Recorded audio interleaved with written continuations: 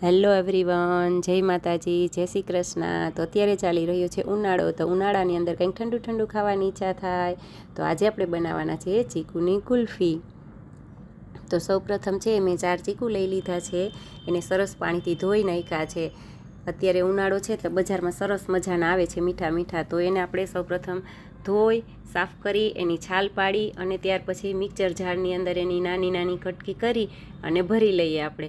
જો આપણે ચીકુની નાની નાની કટકી કરી લીધી છે, એમની અંદર નાખ્યા છે ખજૂરના 5 પીસ, એની કટકી કરી છે। સ્વાદ માટે કાજુ નાખ્યા છે, 1 કપ દૂધ નાખ્યું છે, 4 ચમચી ખાંડ નાખી છે, અને મિલ્ક પાવડર હોય તો મિલ્ક પાવડર નાખવાનો, 4 ચમચી ન હોય તો આપણે દૂધની મલાઈ છે એ પણ 1 કપ જેટલી એમાં એડ કરી દઈએ। ત્યાર પછી આ બધું વસ્તુ છે એને મિક્સર જારની અંદર આપણે બ્લાઇન્ડ કરી લઈએ। જો બધું બ્લાઇન્ડ કરી લીધું છે, કેવું સરસ મજાનું ઘટ જેવું લિક્વિડ તૈયાર છે। હવે આપણે કુલ્ફીના બીબા લઈ લીધા છે, એ બીબા છે એમની અંદર સૌ પ્રથમ આપણે ચોકલેટના બોલ્સ છે એ એડ કરશું। બધા ખાનાની અંદર 5-5 6 જેટલા નાખશું।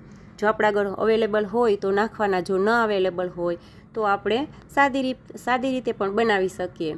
ત્યાર પછી મેં એમની અંદર બીજા ડ્રાય ફ્રૂટ છે એની કટકી કરી નાખી છે, કાજુ, બદામ અને પિસ્તાની।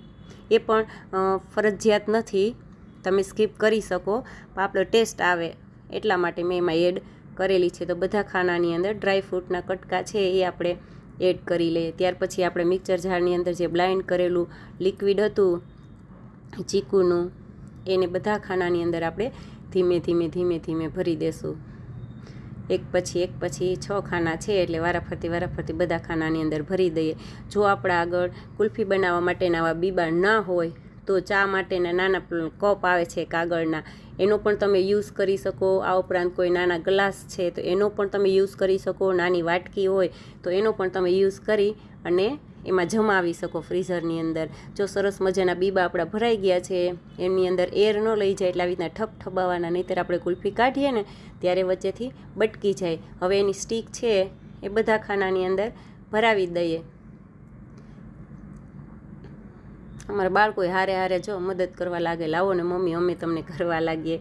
તો આવી રીતના બધી સ્ટીક છે એ બીબાની અંદર ભરાવી દેવાની, ને ત્યાર પછી એને ફ્રીજની અંદરના ફ્રીઝરના ખાનાની અંદર મૂકવાનું અને 12 કલાક સુધી તો ફરજિયાત રાખવાનું, ચેક કરી લેવાનું। અને જો વારે ઘડીએ કોઈ ફ્રીઝ ખોલ બંધ કરતા હોય ને તો વધારે પણ રાખવું શકે।